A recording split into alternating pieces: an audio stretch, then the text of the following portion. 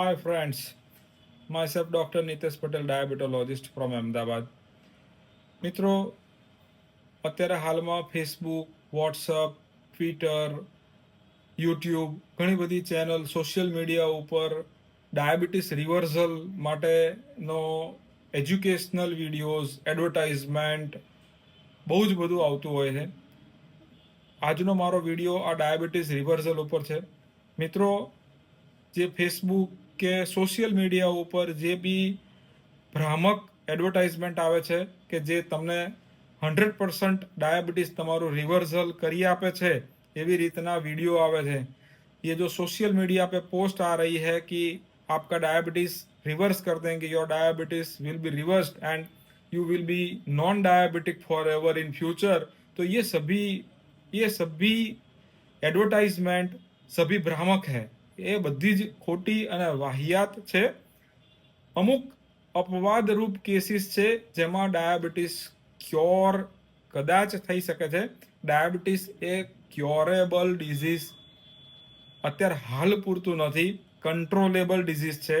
અને આ ક્યોરેબલ શબ્દ હું જ્યારે વાપરું છું ત્યારે બહુ જ ઓછા સંખ્યામાં પેશન્ટો જેવા છે કે જે લોકો, જે અમુક ડાયાબિટીસના પેશન્ટોને અમે ડાયાબિટીસ ક્યોર થયું એવું સ્ટેમ્પ કરીએ છીએ. તો કયા પેશન્ટો, જો મિત્રો ડાયાબિટીસના દરેક પેશન્ટને ડાયાબિટીસ કંટ્રોલમાં આવ્યા પછી તમે ક્યોર થઈ જઈએ અથવા તો તમારો ડાયાબિટીસ જતો રહ્યો છે એવું ના કહી શકાય.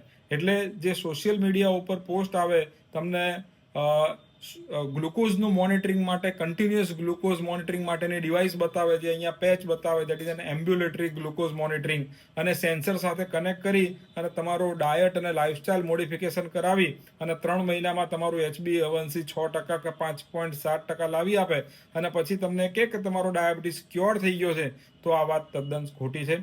મિત્રો, મારી એક જ સલાહ છે, તમારું ડાયાબિટીસ જે બી XYZ મોડાલિટી, સપોઝ તમારું ડાયટ મોડિફિકેશન કર્યું અને તમારું HbA1c 5.7 આવ્યું, તો એ ડાયટ અને લાઇફસ્ટાઇલ મોડિફિકેશન તમારે લાઈફ ટાઈમ અથવા તો જ્યાં સુધી તમારું સુગર કંટ્રોલમાં રહે છે ત્યાં સુધી તમારે એ ડાયટ અને લાઇફસ્ટાઇલ મોડિફિકેશન કન્ટિન્યુ કરવી, જેથી કરીને તમારું સુગર કંટ્રોલમાં રહે.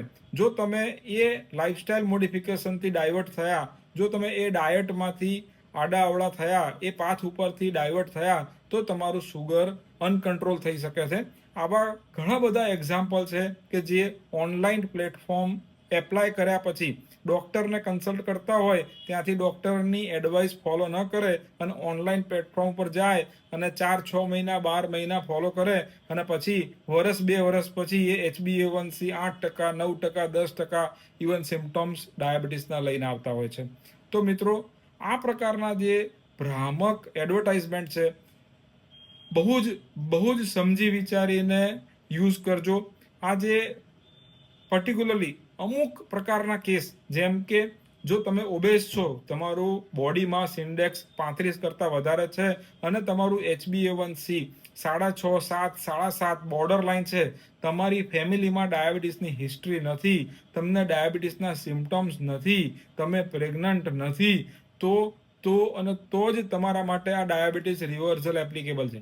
જો તમે થીન એન્ડ લીન છો, તમારો બોડી માસ ઇન્ડેક્સ 30 કરતાં ઓછો છે અથવા તો 28 કરતાં ઓછો છે, અથવા તો તમારી ફેમિલીમાં ડાયાબિટીસની હિસ્ટ્રી પોઝિટિવ છે, અથવા તો તમને ડાયાબિટીસના સિમ્ટમ્સ જેવા કે વજન ઉતરી જવું, વધારે પડતી તરસ લાગવી, વધારે પડતી ભૂખ લાગવી, અથવા તો તમારું ડાયાબિટીસ, ઓલરેડી તમે ડાયાબિટીસની ટ્રીટમેન્ટ છેલ્લા 5, 7, 10 વર્ષથી, 15 વર્ષથી લઈ રહ્યા છો અને તમારું સુગર ત્યારે કંટ્રોલ નથી થતું અને તમને એવું જણાવવામાં આવે કે તમારો ડાયાબિટીસ જતો રહેશે, તો મિત્રો, આ વાત તદ્દન ખોટી છે. પ્લીઝ આ પોસ્ટ ફોલો કરતા પહેલા 100 વાર વિચારજો. એ પોસ્ટ ફોલો કરતા અથવા તો એ XYZ વસ્તુ ફોલો કરતા પહેલા તમારા ડૉક્ટરને જરૂરથી ઇન્ક્વાયરી કરજો અને પછી જ એ જે તે XYZ પ્લેટફોર્મને યુટિલાઇઝ કરજો. થેન્ક યુ મિત્રો, આભાર. ફરી મળીશું આવા જ માહિતી સાથે. આભાર. Thank you.